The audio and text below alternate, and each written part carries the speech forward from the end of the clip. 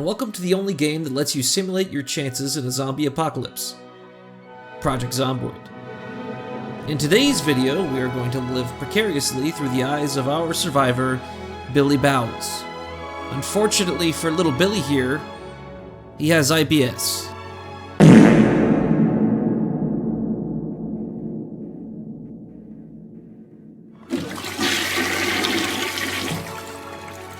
And on top of that, his crippling fear of the outdoors combines with said IBS to create the ultimate shut-in. So that leads us to the main problem. We have to find a way to survive without leaving our home.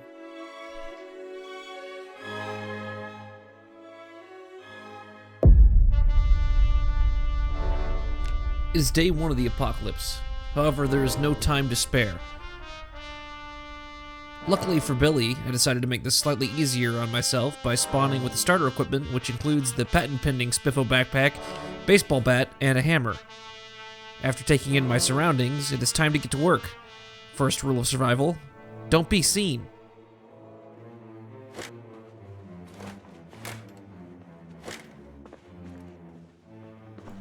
After accomplishing this mundane task, our survival chance rose by at least 3%.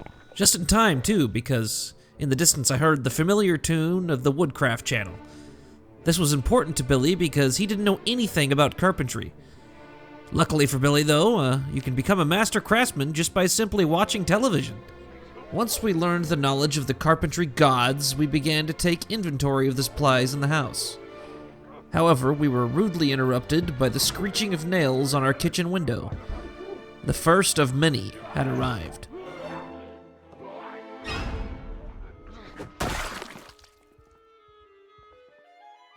At this point, though, I would like to confess a small problem with our accommodations.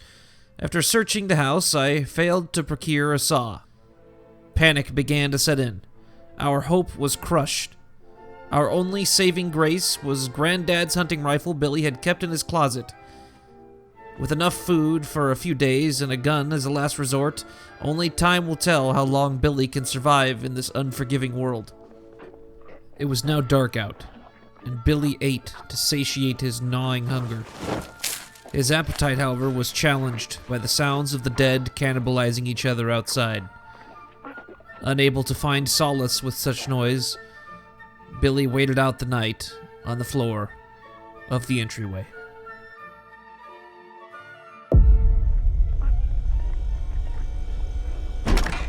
The crunching of bones continued throughout the night and into the morning.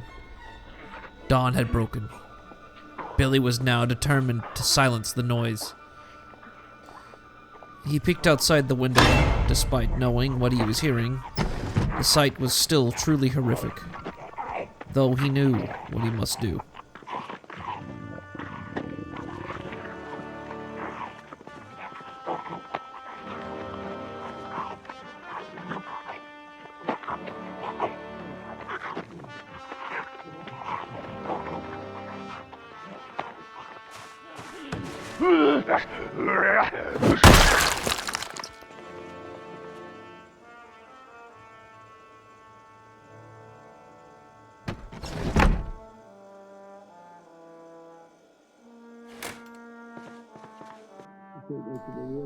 Finally, a respite.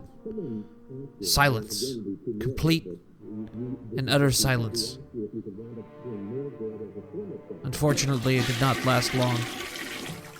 And at this point, Billy realized that every body he dumped out the window attracted more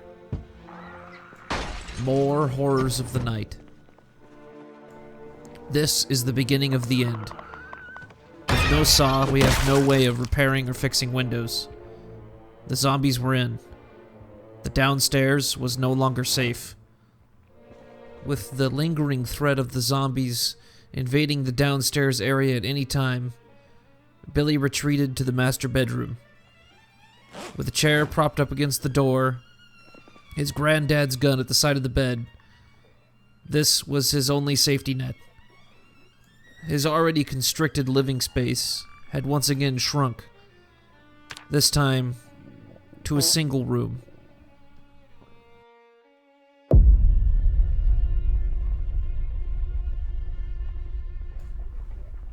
Day 3 went by in a blur, as a never-ending supply of the undead slowly funneled their way into the building. One after another, the zombies met their demise at the end of Billy's baseball bat. Hours passed with no rest. Billy was covered head to toe in the foul stench of rotting flesh, only overpowered by the stench of his own bowel movements. It was a never-ending cycle. The zombies would be attracted to the dead bodies outside the house. Then they would hear the clap of Billy's ass cheeks dropping loads in the upstairs bathroom and venture inside.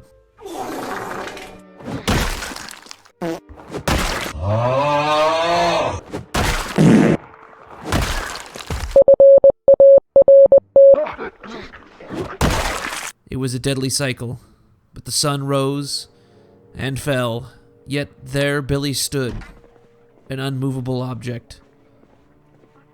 In the heat of the day, however, Billy ate the last of his food supply, leaving only the strange mushrooms that grew on the dead's skin.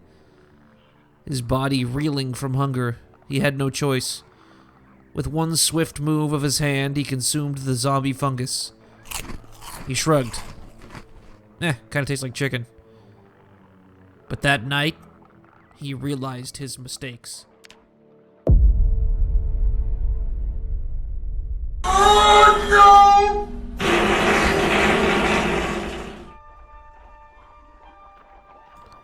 Due to his new dietary plan and eating habits, his increased bowel movement power combined with the exponentially growing zombie corpse eating problem caused the perfect storm.